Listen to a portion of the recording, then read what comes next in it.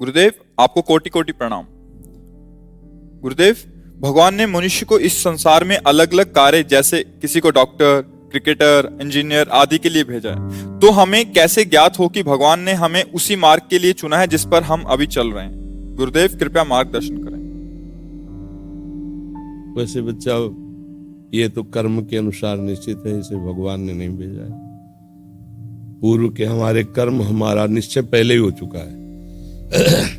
भगवान की तरफ से मानव देह केवल भगवत प्राप्ति के लिए मिला है। कर्म के अनुसार बहुत पढ़ा लिखा आदमी भी गरीब और बिना किसी व्यापार आदि के भी बहुत निम्न स्थिति में देखा गया, और बहुत ग्रेजुएट पढ़े लिखे, उसने कर्म तो बहुत बढ़िया किया, पढ़ाई एक तरह, लेकिन पूर्व का उसका कर्म बिगड़ा हुआ, तो उसको कोई उन्नति का चांस नहीं दे रहा है। और ऐसे भी देखे गए कि कोई ग्रेजुएट नहीं है, ना रूप के हैं, ना रंग के हैं, ना ढंग के हैं, और वीआईपी व्यवस्थाएं हैं, सैकड़ों नौकर चाकर सब, बस उसको बेच आवे बाजार में। ऐसे लोग हैं, उनको खाने को नहीं है। वो इतना मंद बुद्धि का होते हुए भी ऐसे ऐश्वर्य का भोग रहा है।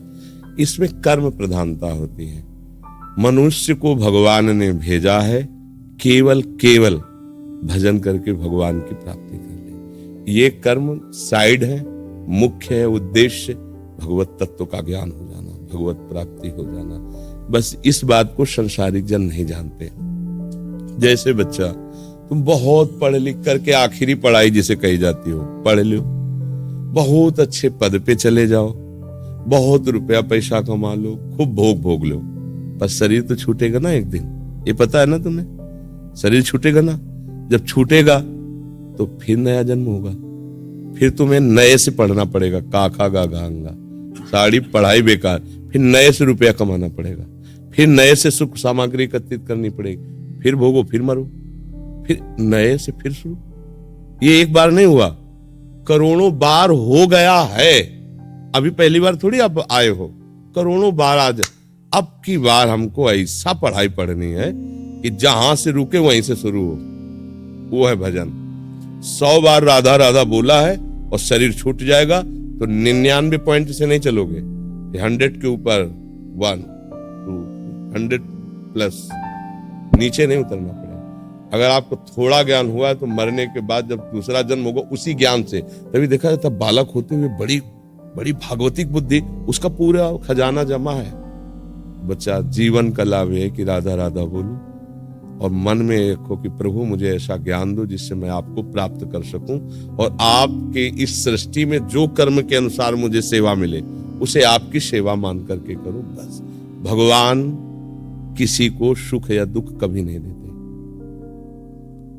आप सोचो, यहीं से हम तुम्हें उदाहरण देते हैं। हमारे देश के प्रधानमंत्री का उद्देश्य क्या है? मेरा पूरा भारत सुखी रहे। कोई भी बैठे उस पद पे, हम नाम किसी का संबोधन करके नहीं, उस पद का भाव क्या है? पिता की तरह पूरे देश की प्रजा का हित करना, पालन करना। अब उसी पद से बनाए हुए कानून में फांसी की भी सजा है, 20 साल की सजा वहीं से पास हुआ है, जबकि वहां का मुख्य उद्देश्य है तुम्हें सदैव सुखी रखना, बाहर भीतर कहीं कोई आक्रमण ऐसा ना हो पाए कि तुम्हें दुख पहुंचे। पर तुमने ऐसे कर्म कर दिए कि संविधान आपको बख्शेगा नहीं। समझ गए ना? ऐसे ही हमारे भगवान कभी किसी को, वो तो नॉर्मल उदाहरण, कहां एक प्रकृति के अंश शरीर में फंसा हुआ जीव कोई भी हो, और कहां समस्त प्रकृति का ईश्वर परमात्मा, ये कृति है, उसकी रचना है। कोई भी रचना होती तो रचनाकार तो होता ही ना। इसको कहते हैं कृति, प्रकृति, तो इसका रचनाकार ईश्वर। वो इतना दयालु है कि वो किसी को भी कष्ट नहीं दे सकते कभी भी। अब हम ऐसे कर्म कर बैठते हैं कि संविधान लागू हो जाता है। जैसे भारत का कानून संविधान है, आप अभी कुछ गलत कार्य करो तो आपको दंड मिलेगा। अगर आप 18 के नीचे हो तो दूसरा हिसाब है, ऊपर हो तो उसका दूसरा हिसाब किताब है। तो यद्यपि हमारे देश का राजा नहीं चाहता कि आपको कष्ट मिले, पर आपने कर्म ऐसे कर लिए कि अब आपको भोगना पड़ेगा। मतलब वही आपके सपोर्ट में खड़ा है और वही आपके पतन में सिद्धांत की रचना की है। तो कर्म हमारे हमको उन्नति और अवनति कराते हैं, लेकिन उन्नति और अवनति में समान भाव ये भजन दिलाता है। ये कर्म नहीं दिलाता, भजन। अगर आप भगवत भाव में हो तो आपके अंदर सुख दुखे समय कृत्वा लाभा लाभो जया जय हो। जय और पराजय में, सुख और दुख में, लाभ और हानि में समान भाव रहेगा। ये स्थिति आ जाएगी और अब हमारा अगला जन्म ना हो, हम भगवान के पास जाए। जैसे अभी परसों हम कह रहे थे कि लोग कहे हमें भगवान की जरूरत क्या है, हमें नहीं चाहिए भगवत प्राप्ति भाई, हमें नहीं चाहिए तत्व ज्ञान। ठीक है, आप अमेरिका क्यों जाते हैं? अच्छा पैसा मिलेगा। अमेरिका से पास हुआ, ये हमारे पास बहुत बड़ी सर्टिफिकेट है। और हमारा जीवन सुखमय रहना, तो हम अपने माता पिता, अपने देश को छोड़कर दूसरे देश में किस लिए जाते हैं? सुख के लिए। तो हम ऐसे देश का परिचय दे, जहां दुख का प्रवेश ही नहीं है, मृत्यु का प्रवेश नहीं है, अशांति नहीं है। बोलो कितना सुख होगा जब मरने का भय नहीं। अभी आप कुछ भी करो, मरने का भय लगा है। सुंदर सुंदर सब कुछ मिला है, लेकिन सब छूट जाएगा, हम मर जाएंगे। चाहे जितना घी पिए मर जाएंगे, चाहे जितना बैंक बैलेंस हो मर जाएंगे, चाहे जितनी सुंदर पत्नी हो, पति हो, पुत्र, सब छूट जाएगा। धोखे का खेल है कि नहीं?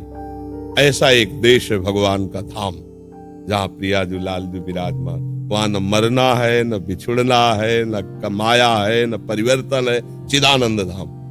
तो भैया सुख के लिए जैसे हम विदेश जाने की तैयारी करते हैं, ऐसे महासुख के लिए हम निकुंज देश जाने की तैयारी करें। वृंदावन धाम चिदानंद, भाई रामोपासक है अवध धाम साकेतपुरी, शिवोपासक है कैलाश धाम।